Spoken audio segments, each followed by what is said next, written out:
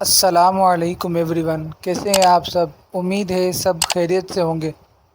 آج کا ہمارا ویڈیو کا ٹاپک بہت ہی پیارا ٹاپک ہے۔ ٹاپک حضور علیہ الصلاۃ والسلام کے اخلاق اور عادات۔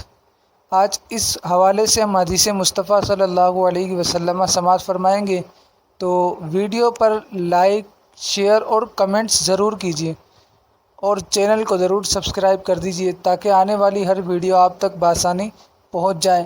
آئیں آج کی ویڈیو کی طرف چلتے ہیں۔ آغاز کرتے ہیں حدیث پاک کا۔ بسم اللہ الرحمن الرحیم۔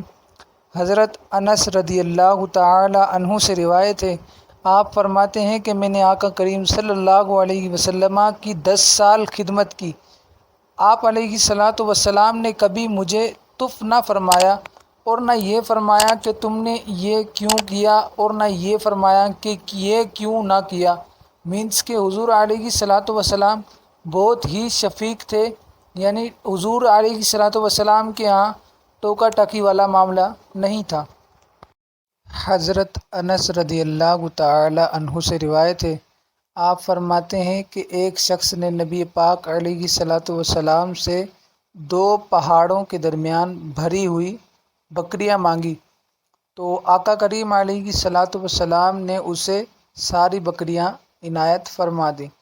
پھر وہ اپنی قوم کے پاس گیا اور قوم کو جا کر بولا کہ اے میری قوم، مسلمان ہو جاؤ۔ اللہ کی قسم، محمد الرسول اللہ صلی اللہ علیہ وآلہ وسلم ایسی عطائیں فرماتے ہیں، ایسی عطا دیتے ہیں کہ فقیری کا خوف نہیں فرماتے۔ حضرت ابو سعید خدری رضی اللہ تعالی عنہ سے روایت ہے، آپ فرماتے ہیں کہ نبی پاک علیہ الصلاۃ والسلام اس سے بھی زیادہ شرمیلے تھے جیسے کنواری لڑکی اپنے پردے میں شرمیلی ہوتی ہے۔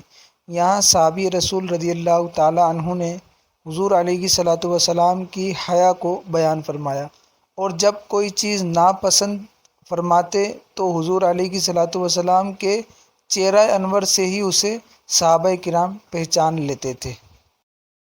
اماں عائشہ صدیقہ طیبہ طاہرہ رضی اللہ تعالی عنہا سے روایت ہے، آپ فرماتی ہیں کہ میں نے نبی پاک علیہ الصلاۃ والسلام کو کبھی پورا کھل کر ہنستا نہ دیکھا، یعنی اتنا ہنستا ہوا نہ دیکھا کہ وہ آپ کے کوے شریف کو دیکھ لیتی۔ آپ علیہ الصلاۃ والسلام صرف تبسم ہی فرمایا کرتے تھے۔